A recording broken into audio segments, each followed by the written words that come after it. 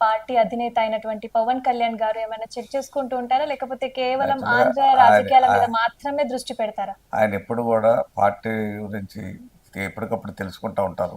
ఇప్పుడు దాని ఏంటంటే మరి స్ట్రక్చరల్‌గా అంతా గూడా సిస్టమాటిక్‌గా చేయాలనే దిశలో ఆయనున్నారిప్పుడు.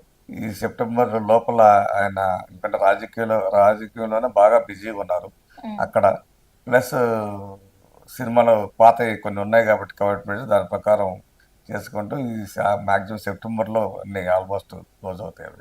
అయిన ఇప్పుడెంత వెంటనే బిజీగా ఎక్కువగా ఉన్నారు యాహ్! మరి ఆయన టైం అంతా కూడా రాజకీయాలకి, అట్లాగే పార్టీని కూడా మా పార్టీ స్ట్రక్చర్‌గా లేదని కాదు. ఇంకా బాగా కమిటీలు వేయటం కానీ కొత్త కమిటీలు అన్నీ కూడా ఇప్పుడు ఎవరైతే బాగా యాక్టివ్‌గా పనిచేస్తున్నారో వాళ్ళందరిని కూడా దృష్టిలో పెట్టుకుని వాళ్ళందరినీ కూడా కమిటీ వేయాలి అని చెప్పి దృష్టిలో ఇక్కడ గాని, అక్కడ గాని అంతా కూడా ఉన్నారు.